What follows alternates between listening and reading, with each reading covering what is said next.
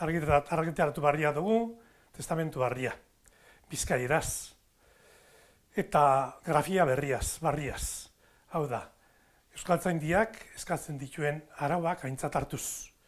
Lehenengoz egiten dori, bizkaieraz, testamentu barria eta evangelizioari buruz.